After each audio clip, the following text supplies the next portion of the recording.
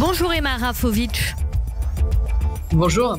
Vous êtes présidente des Jeunes Socialistes, également députée européenne du PS. Le congrès du Parti Socialiste s'organise. Il est prévu du 13 au 15 juin. Le rôle du congrès, c'est de fixer la ligne politique du parti et d'élire sa direction, ce qui nous intéresse particulièrement, bien sûr, sur Radio J, notamment après ce nouvel épisode des attaques de la France insoumise contre le PS dans une lettre d'information de la formation de Jean-Luc Mélenchon.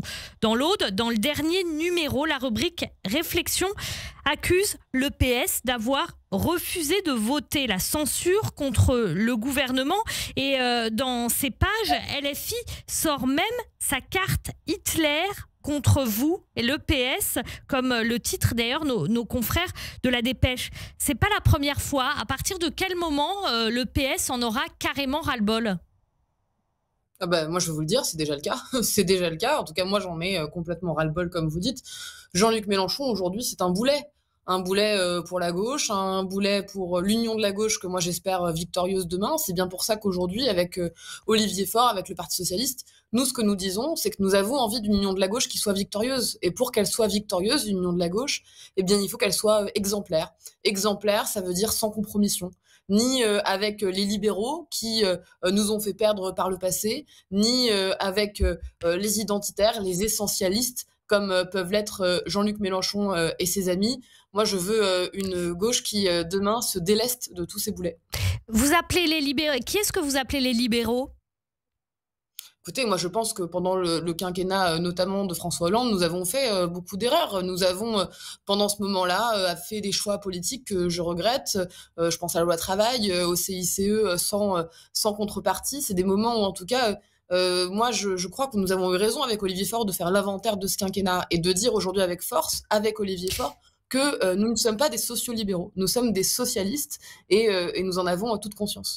Olivier Faure, justement, a parfois été mis en cause pour son rôle par rapport à la France insoumise sur certaines affaires compliquées, notamment parfois concernant des attaques contre le PS où il a essayé d'arrondir les angles, ou même parfois par rapport à des propos qui peuvent s'apparenter à de l'antisémitisme. Il a changé d'avis, Olivier Faure ? Moi, je crois qu'Olivier Faure, il a toujours été extrêmement clair. Vous savez, c'est celui qui a aussi amené le Parti Socialiste là où il est aujourd'hui. Et moi, je n'ai pas envie de céder dans ce moment à un débat de posture qui viendrait finalement dire qui a eu raison et qui a eu tort. Moi, je n'oublie pas que, par exemple, l'accord du Nouveau Front Populaire que nous avons décidé de conclure parce qu'il fallait faire barrage à l'extrême droite, eh bien, c'est à l'unanimité des courants du Parti Socialiste que cet accord, il a été fait. Olivier Faure, il représente tout ça. C'est celui qui a réancré le Parti Socialiste à gauche, une gauche qui est universaliste, qui est antiraciste, qui se bat contre toutes les discriminations et donc, évidemment, contre l'antisémitisme. Et c'est ce premier secrétaire-là qu'en tout cas, moi, j'espère voir gagner à nouveau au congrès qui aura lieu à Nancy. Emma Rafovic, ici, on est sur Radio J, vous l'avez vu derrière moi. Est-ce que vous croyez toujours que le peuple juif de gauche peut se réconcilier avec la gauche, avec tout ce qui s'est passé ? Moi, je ne peux pas parler pour le peuple juif de gauche. Moi, ce que je crois, c'est que les citoyennes et les citoyens de gauche, ce qu'ils ont envie, c'est d'un parti socialiste fort et d'un parti socialiste clair. Demain, ce que nous disons, c'est que nous voulons gagner parce que nous pensons qu'il est important aujourd'hui et demain, surtout, d'avoir une gauche qui puisse changer la vie. Et pour gagner, nous pensons qu'il faut s'unir. Alors oui, s'unir parce que le Parti socialiste n'a jamais gagné seul, mais s'unir de manière claire, en étant clair sur nos valeurs, de Ruffin à Glucksmann. Il est aujourd'hui hors de question de travailler avec Jean-Luc Mélenchon pour l'élection présidentielle. Hors de question de travailler avec Jean-Luc Mélenchon pour l'élection présidentielle, ça veut dire le NFP, ça y est, c'est fini, rideau. C'est pas que c'est fini, c'est que le Nouveau Front Populaire, ça a été un moment tout à fait particulier où il a fallu faire barrage. Et moi, je me souviens de ce moment-là où des candidats Horizon se sont aussi retirés pour soutenir des candidats LFI dans leur circonscription contre le RN. Je me souviens de Gabriel Attal qui appelle au Front républicain aussi à ce moment-là contre le RN.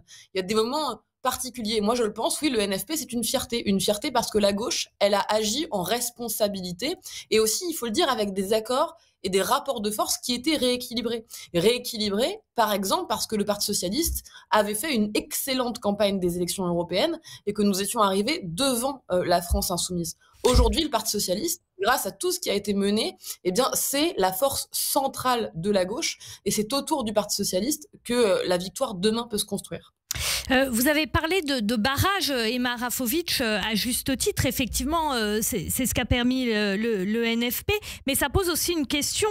Est-ce qu'on peut faire barrage aux racistes grâce à un parti qui s'est illustré sur ses prises de position radicales par rapport à ce qui s'est passé le 7 octobre, parfois même avec des propos de son leader, Jean-Luc Mélenchon, qui n'ont rien à voir avec le conflit israélo-palestinien, comme par exemple les propos sur Éric Zemmour, qui est juif et donc qui est conservateur et raciste, les propos notamment sur le CRIF. On peut faire barrage au Rassemblement national avec des personnes comme ça? Moi, je viens de le dire et je crois que j'ai été très claire sur Jean-Luc Mélenchon. Moi, j'ai été moi-même visée par de nombreux militants insoumis sur les réseaux sociaux et visée par des attaques antisémites.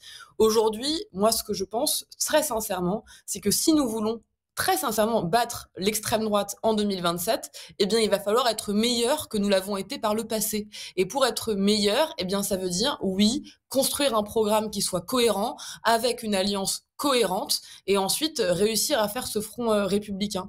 Aujourd'hui, ce que je perçois, c'est que par le passé, la gauche, dans son ensemble, et je ne suis pas là pour donner des bons points ou des mauvais points, a parfois fait des choix qui ont fait gagner la droite, donner du fioul à l'extrême droite, et aujourd'hui, nous ne pouvons pas faire ça. Moi, je suis issue d'une nouvelle génération de responsables politiques qui, au Parti socialiste, prennent des responsabilités et qui agissent, et moi, je n'ai pas envie qu'on cède finalement à des moments d'orgueil qui nous feraient perdre.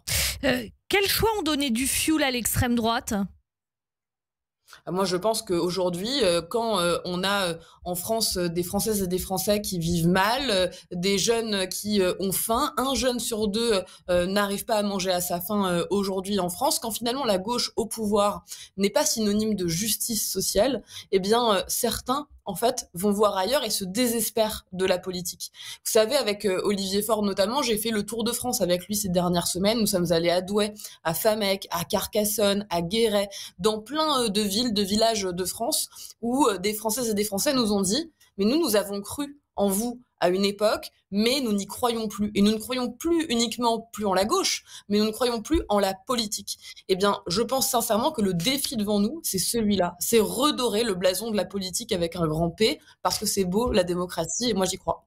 Justement, vous êtes aussi députée européenne, Emma Rafovitch. On le voit, en Europe, il y a des tensions.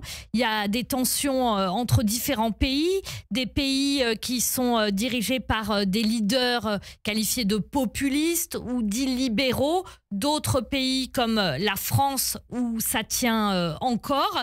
Est-ce que l'Europe, aujourd'hui, peut être à même de parler d'une seule voix? C'est en tout cas le défi. Moi, j'y crois beaucoup. Je pense si c'est le défi, ça veut dire que c'est pas évident? Bah, clairement, on n'y est pas encore tout à fait. Et vous le savez, comme moi, aujourd'hui, l'Union européenne, elle est finalement face à un choix existentiel. Est-ce qu'elle est capable d'exister, finalement, alors qu'elle est attaquée? Elle est attaquée par Poutine, à l'Est, qui nous fait la guerre, littéralement, à nos frontières en Ukraine. Elle est attaquée par Trump, qui, évidemment, par ses différentes actions, par ses propos, attaque l'Union européenne dans ses valeurs, dans ses relations au quotidien. Et cette internationale fasciste, aujourd'hui, qui s'organise, elle s'organise contre l'Europe. Elle s'organise contre nos valeurs. Et donc, oui, ça doit être le moment du réveil européen. Ça doit être le moment, finalement, d'une nouvelle étape de la construction européenne. Mais faire l'Europe de la défense, justement, eh bien, ça implique aussi d'assumer une nouvelle étape de la construction européenne, aussi pour une Europe sociale, pour une Europe de la culture, pour une Europe écologique. Moi, je n'ai pas envie, finalement, qu'on perde, pas uniquement parce qu'on aura fait les mauvais choix, mais parce qu'on n'en aura pas fait. C'est le moment de choisir le courage plutôt que la lâcheté habituelle. Vous dites c'est le moment de choisir le courage plutôt que la lâcheté habituelle. Vous avez l'impression qu'en ce moment, c'est la lâcheté? Ah bah moi, ce que je vois aujourd'hui, en tout cas, dans l'enceinte du Parlement européen où je suis, c'est une extrême droite qui se fait le relais direct, le porte-voix de Donald Trump ou de Vladimir Poutine. Quand je vois Bardella juste en face de moi dans l'hémicycle du Parlement européen, qui est la petite télégraphiste de Poutine ou de Trump ou de ses amis Viktor Orban, qui finalement n'est là que pour relayer leurs propos et leurs attaques sur l'Europe, eh bien oui, je m'étonne parfois de voir peut-être une droite trop passive parce qu'elle a peut-être un peu de mal à sortir de ses idées préconçues. Aujourd'hui, il va falloir en effet une nouvelle étape de cette construction européenne. Vous dites quand vous voyez Bardella en face de vous au Parlement européen et quand vous voyez et quand vous voyez Rima Hassan. Comment ça, quand je vois Rima Hassan? Oui, vous avez parlé de Bardella, donc vous dites quand je vois Bardella en face de moi et vous avez fait un développement. Donc je vous dis, et quand vous voyez Rima Hassan? Rima Hassan, alors je la vois moins parce qu'elle n'est pas tout à fait dans le même angle. Mais effectivement, moi, j'ai des désaccords politiques profonds avec Rima Hassan. En tout cas, je ne la considère pas comme une alliée. Elle est... alors, j'ai la chance, en fait, de ne pas être dans les mêmes commissions qu'elle. Donc, je vous avoue ne pas travailler avec elle et elle s'exprime très rarement au Parlement européen. Mais de ce que je vois et de ce que je sais, de ce qu'elle pense et de ce qu'elle dit, j'ai des désaccords profonds avec Rima Hassan qui, en tout cas, font que jamais je ne pourrais travailler avec elle ou m'allier avec elle. Désaccords profonds, il y a des propos qu'elle a tenus que vous condamnez même, parce que désaccord ou condamner... Bien sûr, je pense que je l'ai dit à plusieurs reprises. Je l'ai dit à plusieurs reprises. Moi, Rima Hassan, écoutez, quand je regarde ce qu'elle écrit ou ce qu'elle dit, je sais que c'est quelqu'un, en tout cas, dont j'ai plusieurs fois condamné les propos. J'ai trouvé qu'elle avait relayé à plusieurs reprises, comme Jean-Luc Mélenchon d'ailleurs, et comme d'autres membres de la France Insoumise, des propos à caractère antisémite, ou en tout cas qui relayaient des tropes antisémites. Moi, ce n'est pas quelque chose que je veux voir en politique. Et en tout cas, je pense que ce genre de propos disqualifie ceux qui les tiennent du camp de la gauche. Justement, le camp de la gauche, aujourd'hui, avec LFI et cette union, LFI, vous êtes présidente des jeunes socialistes, LFI, c'est un parti qui a aussi beaucoup de succès auprès des jeunes. Comment vous comptez les rattraper ?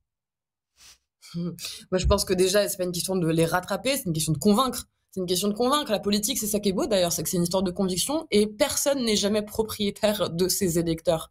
Et moi, j'ai envie d'être finalement très claire. Moi, je n'ai de mépris pour personne. Je pense qu'aujourd'hui, les électeurs de gauche, aussi ceux qui se sont tournés vers Jean-Luc Mélenchon, par exemple en 2022, ils l'ont fait parce qu'ils pensaient que Jean-Luc Mélenchon pouvait gagner, qu'il pouvait agir avec responsabilité. Or, on a vu tout l'inverse. Et donc moi je le dis avec beaucoup de force aussi, si demain des électeurs de gauche ont envie de gagner, de faire gagner la démocratie, de préserver l'état de droit, mais aussi de lutter sincèrement contre le racisme, contre l'antisémitisme, envie de lutter aussi contre tout ce qui crée de l'injustice dans la société, eh bien je crois qu'il y a un parti fort qui peut faire l'union de la gauche, qui peut gagner et qui ensuite peut changer la vie, et ce parti, c'est le Parti socialiste.